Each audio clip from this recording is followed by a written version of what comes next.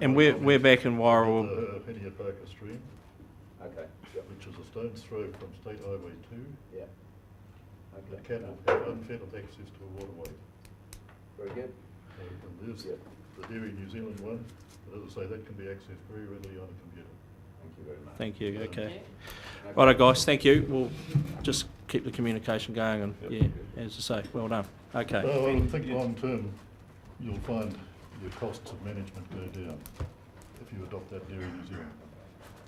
That's always good news to us Yeah. politicians, Of course Mike. it is. Don't put the rates up. Okay. Last parting shot, righto.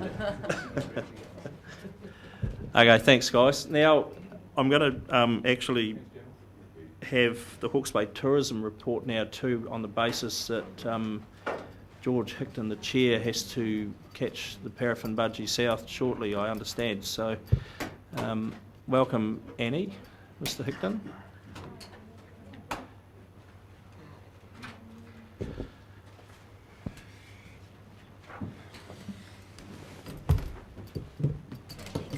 So just before you start, what time is your flight, George?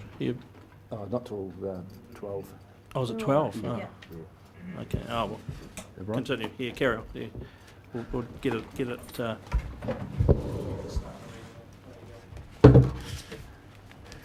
All set there, Annie? Kia ora tātou, nā rata mihi, kua hui mai nei, tēnā koutou, tēnā koutou, tēnā koutou katoa. Good morning, councillors, and thank you again for the opportunity to present our quarterly report and talk through, I guess, the state of tourism in Hawke's Bay at the moment, some of the current things that are going on within the organisation, and also a little bit about the future. And I thought I'd just open up today's presentation by covering off two things. One, some changes that have occurred within the Tourism Board itself, and then sort of the more strategic issues that we're dealing with at the moment, and then a comment about what's happening elsewhere in the world that's relevant. First of all, just to confirm that a number of our board members are appointed through the Tourism Industry Association, which is sort of the voting group.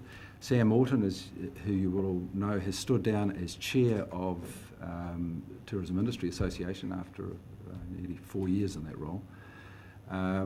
And his replacement is Neil Barber. Neil is, as you know, one of the co-owners of the Masonic Hotel, and so he's now the new chair of that organisation, and as a consequence of that comes across to Hawke's Bay Tourism as our deputy chair. So he joined us for our meetings yesterday. There's one more member to be appointed, and the voting process was still underway when we finished yesterday. It'll be completed today. So there'll be two new members on our board, namely Neil Barber and one other to replace Catherine Hobbs-Turner, who was ex-Mangapapa Lodge and was again the representative on us. In addition to that, I've asked Sam, and he's very, very keen to remain with us, I've asked Sam to remain as an associate of the board from now until the end of June. And the reason for that is that Sam has been incredibly influential in encouraging some key players to actually make financial contributions to tourism. And as you will recall, just over 3 years ago when we started this organisation, we were receiving around about $150,000 per year from private individuals who agreed to a 3-year funding pledge, as we called it. That's now completed, but those people were incredibly influential in helping us get started and support, reinforcing our funds. But also we see them as an important group to keep aligned with us as we go through this next phase. So Sam, I see as an important member of that, and has agreed to stay on with us at least until the end of June, to ensure that we just keep that level of stakeholder support for tourism during that time. So, and everybody's pretty pleased with that result. So those are the board changes. Annie will cover, what's been going on in tourism, and we'll talk about Hawke, which is almost upon us. And if you have a look at our office, you'll see what it does to us. But that's looking really good. But our broader focus is still on two things. One is the strategic plan that we presented to you at this last meeting. So And that's about a seasonal campaign that actually allows all parts of the Hawke's Bay region to be well represented in the tourism dynamic. So our strategic work is about continuing to plan for that, continuing to look at how we can elicit those particular attractions that exist within the region, how we can balance the portfolio. And he's done some great work on the new visitor guide, which is starting to paint that picture very strongly about a region that has so much more to offer over the full year. So that's our first approach. The second approach is to keep the commitment of the other councils that we've currently got to that plan. We've had presentations at obviously Napier Hastings, you've done Central Hawke's Bay, there's one to be done in Wairoa, but we see it as being quite crucial that we maintain that connection and their enthusiasm for it as we go over these next few months. So that's a big task. As I said, I think in this meeting before, getting everybody in the region to play nicely together is not that easy always. But at this moment, we're getting that commitment within the tourism area, and we're very keen to maintain it. So we're focusing very hard on that, and we'll continue to do that over the next few months as the whole thing starts to play out when it comes to the future strategic plan. And I thought I'd just make a comment in relation to that, about what's happening in our world. And as you know, Auckland had an organisation called ATEED, which was Auckland Tourism Events, etc., which was sort of mulling along for a while, but after the recent changes to the Auckland environment, it really has some traction now, and that organisation is starting to make an impact on how Auckland's seen, and is starting to, in a sense, scare the horses a bit, because what we now see is Wellington's doing the same thing. You may have noticed that all of the councils in the Wellington area have now combined their tourism and events portfolios into one entity. It's called the Wellington Regional Economic Development. Positively Wellington Tourism, which is probably one of the most successful tourism RTOs in New Zealand, is now going to be brought in, and it will involve Lower Hutt, Upper Hutt, Kapiti, and I think the Wairarapa as well. And this has very much been an initiative led by the Wellington Regional Council and the Wellington City Council. So what they're saying and seeing is a real necessity to put those sorts of things together and do what we're trying to do here, and speak with one voice for the region. Kapiti and the Hutt have always sort of suffered, in a sense, for profile against Wellington. They've recognised the value in moving together. That entity, by the way, will have a funding of $40 million. So those sorts of things are starting to make an impact on the tourism and event landscape, and I think we need to be conscious of that. And so what we're proposing here, and that's why I'm so reinforcing the need for us to keep people together, is we do need the region to be strong, to speak with one voice and look from a tourism point of view, so from a visitor point of view, look very positive and coordinated. And so that's our goal. So that's where we're heading. So with those few opening words, I'll just before you go though, sure. you might have excited a couple of questions there, I wonder, before Annie starts, and I'd like to lead with one. Are you saying that the Wellington entity includes all the physical structures as well, like the sports parks, those sorts of things? Yes, it does. So the boundaries, the territorial boundaries have been removed basically, and the whole lot's governed as one entity. It's governed as one entity. It's taking positively Wellington tourism, Wellington venues, which is all of the Michael Fowler Centre, the stadiums, all of those. It's also putting Grow Wellington in there as well. How long has it been in operation, or has it just been formed? It's only just been agreed. In fact, it was voted on in September, and they've just made the appointment of the chairman. The chairman's actually Peter Biggs. You may know him, he's chairman of Clemenger. And he's been appointed chair, and they're just starting to appoint the board to that. And they'll have an independent board, or you're not? It's an independent board, okay. And the governance structure is with, I think it's Fran, Kevin Lavery, and one other. So there's a council governance structure, but it tends to come out of the executive. And they'll have an independent board, yeah. And just one final question. How long do you think it will take to see some... Oh no, actually I've got a better question than that. someone else. We'll ask that one later. Is this something that Hawke's Bay Tourism could umbrella? When you say umbrella... Well, as in, if the council's decided that this was a course of travel that was worth following, we've already got a Hawke's Bay Tourism structure there. Yeah, absolutely. You'd be comfortable to pick that up? Absolutely. Okay. Yeah. Just clarification around one of the aspects, I think I heard you say grow Wellington, which is the economic development. That's right. So we're back to the power of one. Coming back to the power of one, yes. The more things change, the more they stay the same. Under a particularly different guise, of course, because the focus is very much on giving much more strength to those other entities in terms of the wider regional. They never had that before. It was so disparate that they already had a chance. That sounds incredible, what they're doing with the $40 million budget. So we have one entity that controls all the sports parks, and so we had it in Hawke's Bay would be control the sports park, all the activities there, and control the rugby and controls everything. One entity. Where can I look that up? Is that on our website? It's called, if you went on, it's called REDA, W-R-E-D-A, and if you go in there, I think there's quite a bit on the makeup of it. It'll show you. Just REDA, just W-E. W-R-E-D-A is the acronym for it. REDA. Thank you. Councillor Bevan. Thanks, Chair. George, this might be an impossible question for you to answer. You mentioned before that the TAs are contributing to Hawke's Bay Tourism now, or Tourism Hawke's Bay. Do you know what percentage of their total promotional budget is now being allocated to this entity as opposed to doing their own thing? When I say contributing, they're contributing to the strategy, not to the finances. And that's an issue that we've struggled to get clear answers on. And I think it's one of those things that the more you push, the more it disappears in a sense.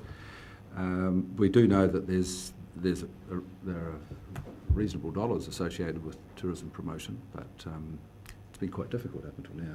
Yeah, I mean, they do contribute on one-off project sort of on a project basis, but not on a easy annual. There's nothing like that. You've had Except for Central. Central Hawke's Bay is the exception because of the new coordinator that they've appointed, which started a couple of months ago. Yep. So that compares with what you were describing with Wellington, where the new entity that's been formed performs all of those functions for the Wellington territorial authorities. That's right. Yeah, they've agreed to put the responsibility for tourism and events and that sort of thing into one entity for and the they've region. allocated all of the money they're spending in that area to that entity. They have. Because that's the nirvana for us, and it really worries me that the TAs won't buy into the structure that we're supporting, and that means we get these entities that are competing with each other, which is crazy.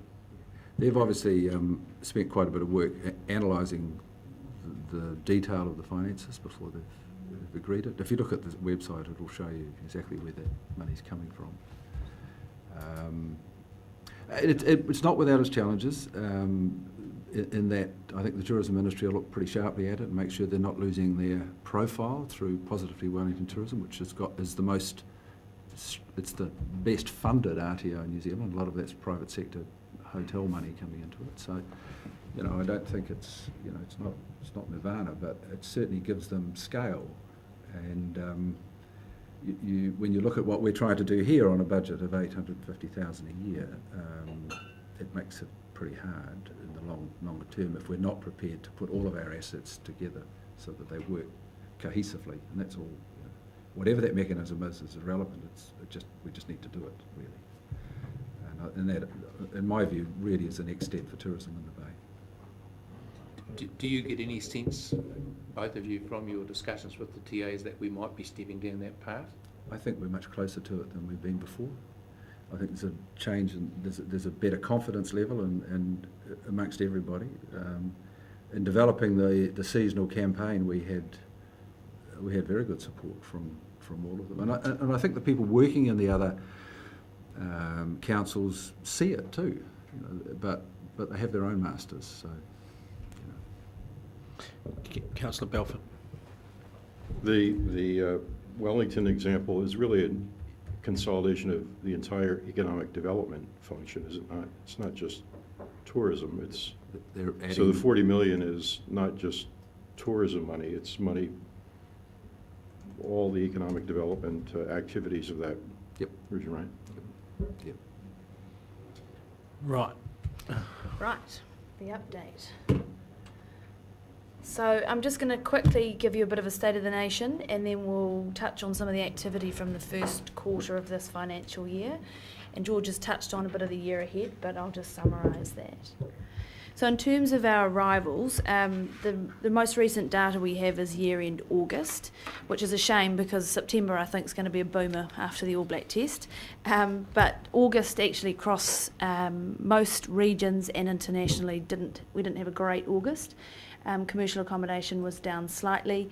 Our private stays were up fractionally, and overall year-end August we're plus 1.4% for nights spent. So that represents an additional 52,800 nights spent in Hawke's Bay.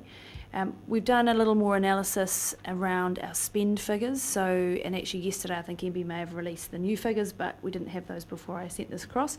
But we've done some estimates that assume that our international spend's gone from 80 million to 91 million from year-end March 13 to year-end March 2014. And domestically it's gone from 480 to 513 million spent in Hawke's Bay.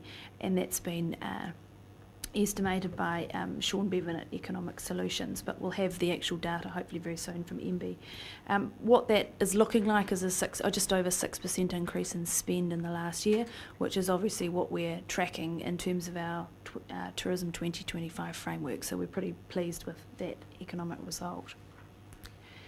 Just in terms of our visitor flows, and as you can see, August is our horror month, and if there's an opportunity, it's in creating an event in August, because that would obviously shift from the little decline that we're having to getting it back on track. So when we've looked at our seasonal work with the long-term plan scenario, we are starting to really see where we can actually backfill months with potential opportunities, and August looks like a great month for doing that.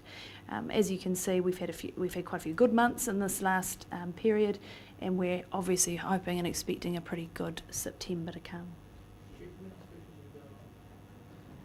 Is that Yeah, that's happy with fine. that? Yep. Have you got any thoughts for August It's- as an event? Well, I think we've just had a weekend, I don't know if you read the front page of the paper yesterday, but a weekend like no other with a football tournament of secondary school age kids. And it's not necessarily about the big sexy stuff, it's about those tournaments that bring in, lots and lots of kids, mum and dad and the rest of the family. So I think the way that our regional event strategy is working is that's the opportunity for us to find that other tournament that sits out there that perhaps Hawke's Bay can snaffle off somebody else for the month of August, or it might be around creating a new type of event. There's some quite interesting events in the offing that have started in other parts of New Zealand that are looking at Hawke's Bay as well, and August might be the month that we could cajole them into thinking seriously about having those events, which I think would be important. I've always been curious why July outperforms the rest of the sort of wintry months. What is it about July that makes it sort of always slightly ahead, and why can't we replicate that for August or June? It's a good point. I think Hawke's Bay still has a smattering of good weather. I think August's our nasty weather month. There's a number of Deco to Camp. There are a few events on over that July period. They're not enormous, but they do bring in quite good out-of-town visitor numbers. And that event this year had a 40% growth of out-of-town visitors. So I think there's just small events can help to really lift what we're doing. But it's one of those things. I agree, it's kind of why does it sit above, but for some reason it just does. There's normally a curve like that in tourism. It goes down, a sort of smooth curve. Here we'll bump. I could understand it. I know, well, we'd think if we were Queenstown, we'd be delighted with that. Actually, Queenstown was down in August as well, which was an interesting one. Councillor I would have thought the answer lies fairly simply in the families, Mr Chairman. We've School seen that holidays there would is be part of a that. rise in the number of domestic visitors, certainly in the way of home accommodation, and I think your answer is school holidays. And Yep. if you have a look, all the school holiday months are. Yeah, very good point. So, consumer activity that we've been undertaking in the last quarter. Oh, what's happening? No? Oh, there we go. So we've actually got 3 campaigns running at the moment, and they all suit different audiences. We have a strong Art Deco campaign running, which is about the weekend and also Art Deco generally. So that's been running since sort of mid to late September and through October.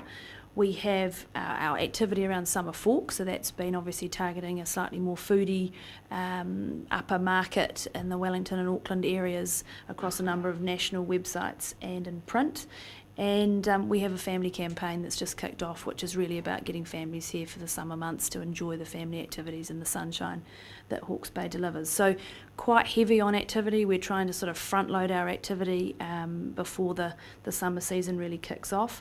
But there's a variety of messaging in there, and we're pretty pleased with the results we've had to date. It includes a lot of video footage, work through things like YouTube and Facebook, but also in print as well, because we do acknowledge that we've got an audience, particularly with a fork audience, that talks well with cuisine and dish and those sorts of magazines, obviously.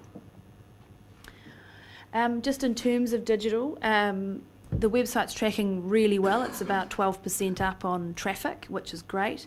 Facebook is roaring along with just under 33,000 likes, and we do find with this we get incredible engagement. And I don't know if you've been onto the site, but it's not we post meaningful stuff every Monday, Pretty Picture Monday, and we often get sort of over 1,000 likes of one image of Hawke's Bay, and that's just being shared and sent out to obviously many, many more people. So it's just keeping the conversation of Hawke's Bay lively. Our e-newsletters go out monthly, which is a campaign initiative to our sort of 15,000 strong database, which tells people what's coming up, obviously, to book what's happening in the next few months. Some fantastic media results this quarter. I'm not sure if any of you have caught Annabelle Langbein. She's divine, but she's had Hawke's Bay featured in 4 of her episodes on her show. This is the most watched television show, 500,000 viewers on a Saturday evening, and this is Scott Strawberry's getting a great plug, and we've had some other with this. I think they've maybe had 3 episodes, but we're into the last one. And so that's been a fantastic, having Hawke's Bay profiled Saturday night on television, and hopefully we'll get her back soon. We've also had the Herald, who've published some fantastic stories about fork, and rated as one of the top 5 food and wine events in New Zealand, so we're delighted with that again. And we've hosted some pretty key media, one of which in the last quarter was Getaway Australia. They're one of the largest TV broadcast travel shows in Australia, and that airs next week, and that was a fantastic episode of Hawke's Bay on the cycle trails, so that'll be beamed across Australia. And just interestingly on that, we were just at the Melbourne Bike Show, and one of our operators, Takaro, over 1/3 of her business this summer is coming from Australia, so we're really seeing some fantastic growth out of that market for our cycle trails, which is great. In terms of travel trade, this is the sort of the business end of tourism. We have held the Cruise New Zealand conference, which at the MTG, which I think there were just under 200 people from around New Zealand who came to that. An important annual meeting, and discussing a lot of the issues that the cruise industry faces. We have hosted our Hawke's Bay Tourism Awards, which I'll show you a little clip of in a moment. And we've also had 20 plus travel agents and product managers here from a range of countries and businesses. So China Southern Airlines have brought a golf famille, so it's about selling high-end golf holidays, and Cape Kidnappers is on their list. Luxperience, which is a show held in Sydney which showcases luxury in New Zealand. 5 of the agents came to Hawke's Bay on the back of that trip to Australia. Great Thai famille, and Touch of Spice, who's a very high-end leading sort of luxury inbound operator looking for new product in Hawke's Bay, came through to look at a number of our boutique properties and lodges. And we continue with our monthly and meetings around sectors, etc., and conference and incentive. So the Tourism Awards, a big night, and some of you came, which was fantastic to see you there. The Art Deco Trust was the big winner on the night. They won the Supreme Award, sponsored by EIT. It was great to have EIT involved this year. And they won the Supreme Award, the People's Choice, and the Attraction of the Year, and the Crown Hotel took home the Best Accommodation Provider.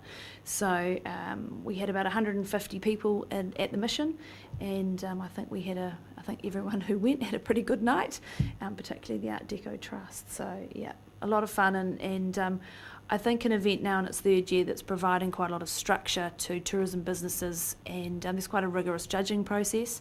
And we were delighted with the entries and the detail that people took, and they're taking it very seriously. And obviously, our plan is to grow that to get more businesses involved in, testing their business and seeing benchmarking themselves against others. In terms of Hawke's Bay events, the biggie for us in this last quarter was the All Black match.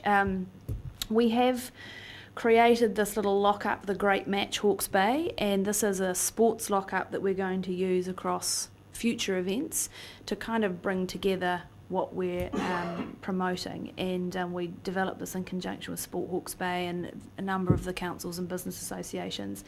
So we used this across all posters and collateral that went out for the rugby that went around Hawke's Bay, and it was all about the Great Match. So that's kind of a nice way for us to promote sport and have a bit of cohesion within the region around sports events. Anyone can use this, and that was the creative that was used across the region in a number of things. We worked on a lot of activity. Havelock North did a great job of pulling the village together. Napier, and particularly lower, we didn't have great weather, down in Clive Square, and Hariri did a great job as well. So it was a great collaboration of the region. And I guess the reason we pushed hard to make this happen, we want a Lions tour in 2017. We want a match here.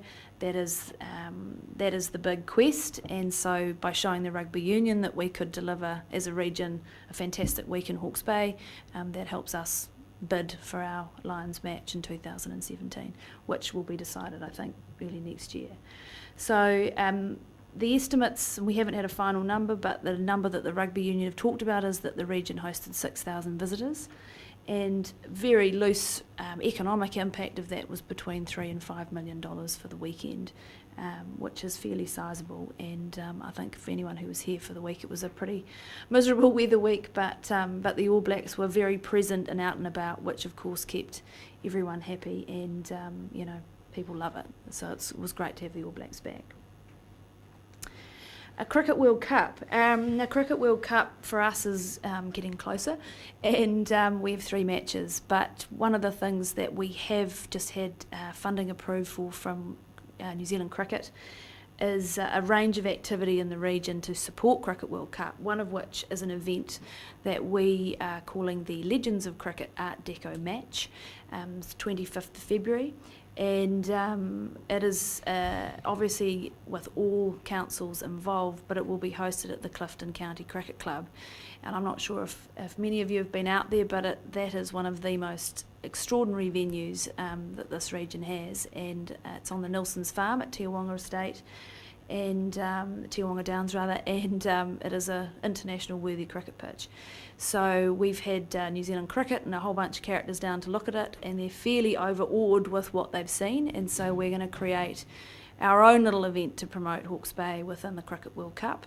And we've Mark Greatbatch is working with us on building 2 fantastic international teams with a smattering of local talent, and there'll be a fairly large sort of hospitality and a chance to showcase Hawke's Bay. So we'll have Hawke's Bay wine growers there, and a farmers market kind of feel, but it's being well supported by trade and enterprise at a national level, by Tourism New Zealand.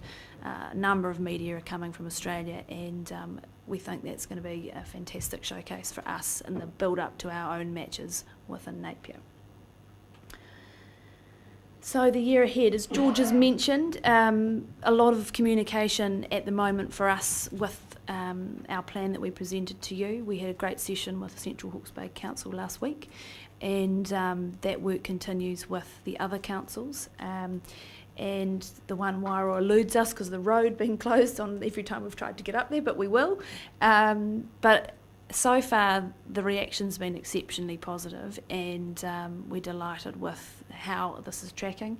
We are going to start workshops with the industry just to keep them up to date with our plan and where it's headed, and so that will happen through sort of November, December. So that's ongoing. And as we mentioned in the last, our goal is to take our spend from 568 million to over $1 billion by 2025 as part of the Tourism 2025 framework. I think this is the last slide. So LTP, and George has mentioned also the partnerships across our region. We do believe there is more capacity for us to work closer with some of our bigger partners, and for the good of everyone, but that is essential, and that includes the councils. Domestic marketing is the focus for our advertising. It really, we can't be spreading our money too thinly, and it is focused domestically. We are continuing to develop our portfolio of events, and Summer Hawke, which is tracking. We've just sold under 3,000 tickets. We're well ahead of last year, and we've done over $173,000 in revenue as of this morning. So it's well ahead of last year, and we're delighted with where that's tracking. Obviously the visitor numbers from out of town are key, and we'll obviously have that data when the event's finished, but they're looking really strong, and we are starting to get some quite international, good international, small, but profile of Hawke, and visitors coming from California and a few other places, which is fantastic. And also our membership base, which is crucial for us to, be successful. We need to build that, and we're making a lot of changes to our website to support our membership, and the new membership structure is working well. It's tiered for people's size of business, and we believe it's working well. So that's enough from me. Questions? Right, any other questions following on from that? Councillor Graham, then Councillor Dick. First, I'm going to state that Clifton cricket thing will be just fantastic. That's really impressive. Will you run that alongside one of the World Cup games? Will that be... So we've purposely picked the date because it's... Get the internationals here. Yeah, so England play in Christchurch on the Monday against whomever they play, and then this game's on a Wednesday, and then New Zealand play Australia in Auckland on the Saturday. So we've sort of timed it knowing that commentators and others can time it on their way, knowing they'll all want to be in Auckland for the big game. And we also are very mindful that if any fans are going to travel and be here, it's the English, and they're all going to be in Wellington for 10 days. That's where they're located. So if we can get them up for Art Deco weekend and keep them, or have them come back on their way to Auckland, that's our objective around that. Yep. Councillor Dick. Thanks, Annie. George. You note that you've managed to get regional events strategy and promotion operating pretty successfully.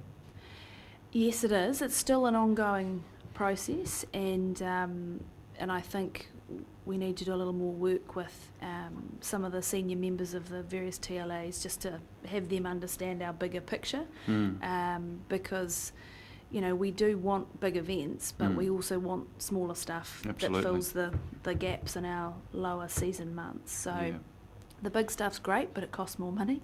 Yes.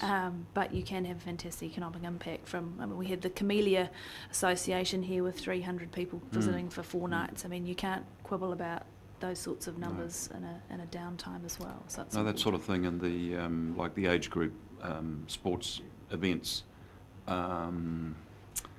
They tend to be unseen, other than by people who are participating, but they're big money spinners, aren't they? They definitely are. We've always felt that there's a real opportunity there, but you need to be well coordinated to sort of phase that through the year, and that opportunity still exists. So I think.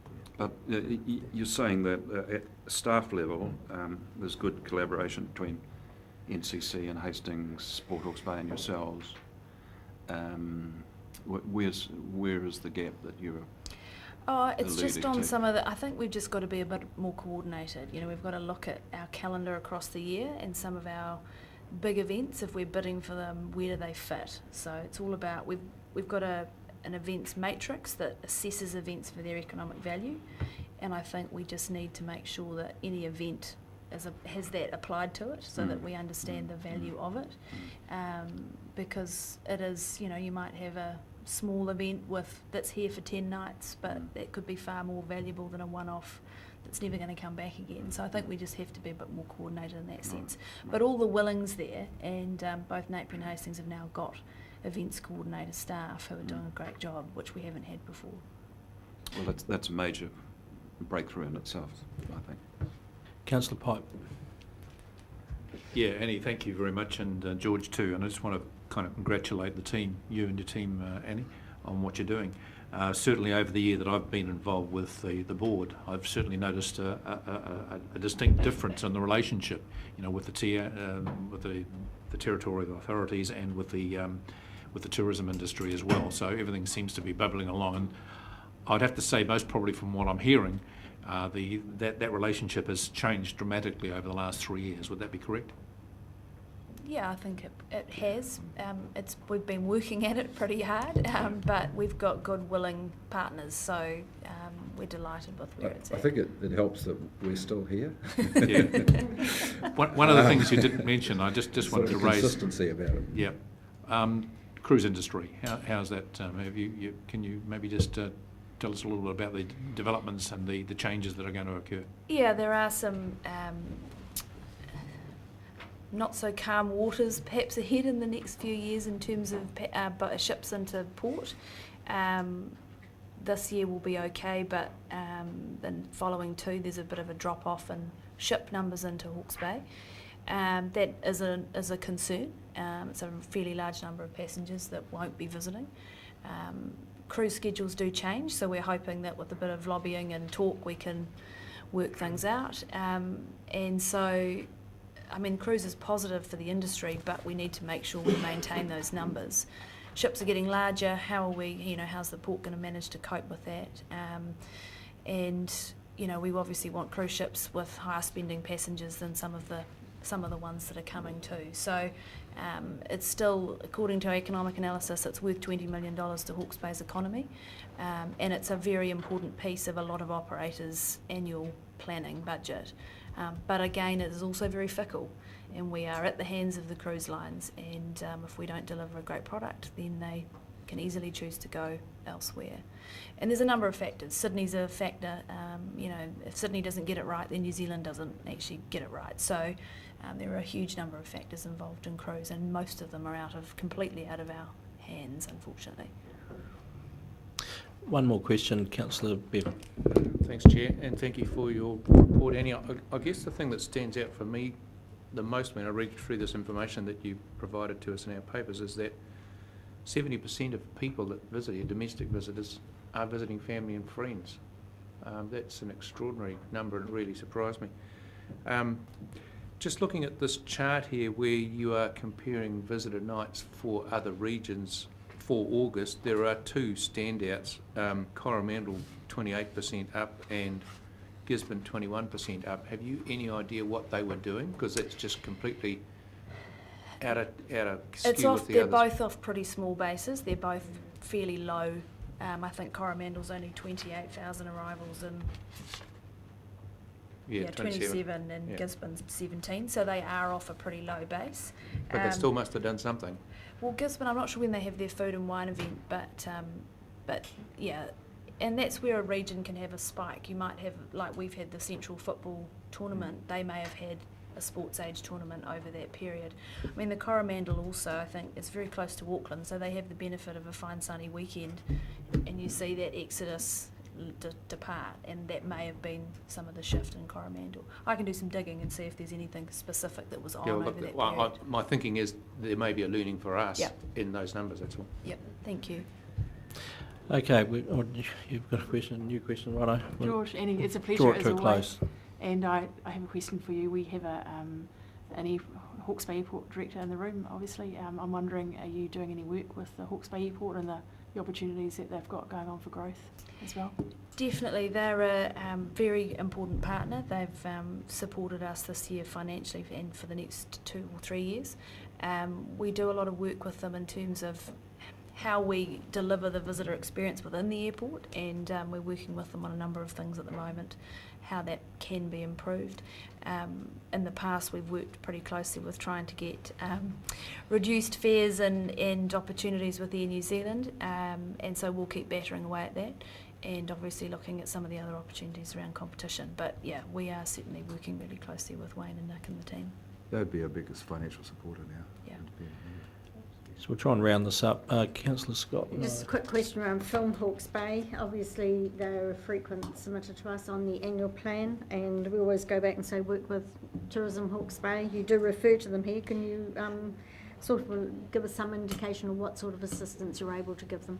Yes, so we've just, I think, run a FAMIL with them, which was about showing locations around the region with some potential filmmakers. So we've worked on a small scale, but we'll continue that relationship with them. Okay.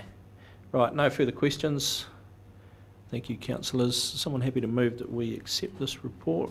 Happy to move that, Councillor Scott, seconded Councillor Graham. Wish to speak? Another very good report, even though August was low. We look forward to the highs of September when there are lots of things on. But the $40 million budget does frighten us. Keep up the good work with what you're doing. It's really pleasing results. Thank you. Councillor Graham. Yeah, I'd just like to add to that. I think you guys do a great job. You've got a great board, and I think your additions to your board will just add to you. Just keep up the good work, and hopefully we can coordinate. You can be a bit of a catalyst to coordinate us because it's such a positive venture. Thanks. Okay, no further speakers. Put the motion, then all those in favour please say aye.